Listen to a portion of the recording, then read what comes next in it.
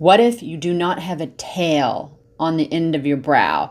Now, I do not want to pluck the edge of my brow off. So I'm gonna take my scissors and I'm going to thin out the brow hair here down to as little as I can so that you guys can see how I am going to do this without plucking my brows. Ah!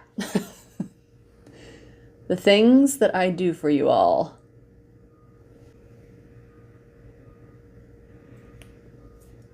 Took off most of the end of my brow. Hopefully it'll grow back soon. I'm going to show you guys how to add a tail. Some of you say that the brow glue by NYX is a little too thick and too wet, and it's really important to not go in and smush the brush into the hair. You want to very, very lightly use just what is on the tips of the bristle or the brush. That keeps it from getting too wet. Now it takes a little longer because you're not putting a bunch of pigment down, but it looks far more natural. Just build up your color slowly. Now I'm kind of turning the brush a bit to apply more product down from the other side of that brush.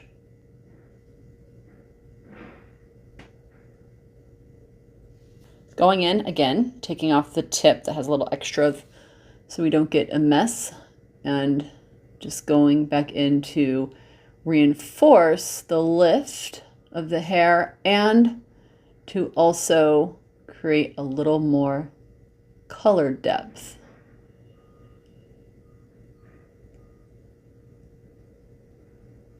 Once we filled the color in from the front part of the brow to the center, let's go ahead now and add our tail. Now for the tail, I like to go in with a smaller pencil. You can use the Hourglass or anything that's similar as far as the shape, just something small and detailed so that you can really create a nice natural looking brow tail, or you can go in with the Glossier. Now the Glossier just started using just the last couple days and I'm really loving it. This is almost like a permanent marker. It did not come off. The only way I was able to take this off was with a waterproof eye makeup remover. So on this side, I'm going to do the Glossier and then I will trim these brow hairs for you all and I will do the Hourglass. Work into that brow hair and little flicks of the wrist. As you can see, I'm working underneath, creating a bit of a faux line. And the goal here is to work from point A to point B and then point B to point C. Think of the roof of a house. And this helps to lift the brow. I'm just going in and creating the illusion of more brow hairs with the flick of my wrist, so it looks nice and full. From there, you just want to follow a seamless line. Your brow bone structure will let you know where to go. Now I like kind of a 1920s hard line at the end or at the tail part, but you can just do little flicks to create a more natural hair look. Now I did it a little darker than last time because some of you wanted to see a bolder brow, but let's go ahead on this side and do the Hourglass. Oh my God. Other side with the NYX Brow Glue and the Hourglass.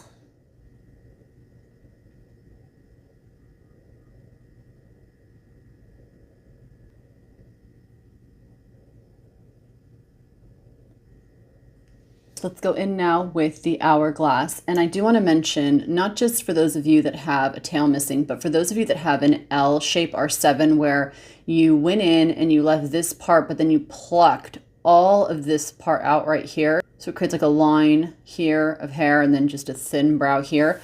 The underscore technique is what it's all about, to fill that in to create a more even brow. So what you're going to do is, regardless if there's hair missing right here, you want to go from your brow that's still here to the arch. And even if you have to fake an arch, just put a little dot where your arch would be. And if you don't know where to place your arch, lift your brow and see where the muscle lifts the most in that point on the forehead and just draw a little dot. So what you're going to do is take your pencil and go from the beginning of the brow and meet up to that point.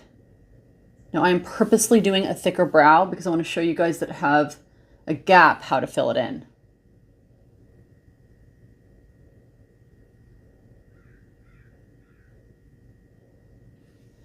See that? Point A to point B. From there, you'll go from point B to point C. So I'm going to go straight out at an angle.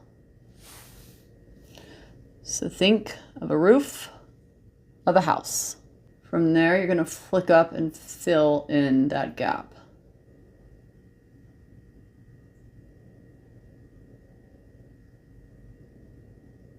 I'm going in with the side here and working up into that brow, creating brow-like strokes. And I promise it gets easier the more you practice, and it gets quicker as well.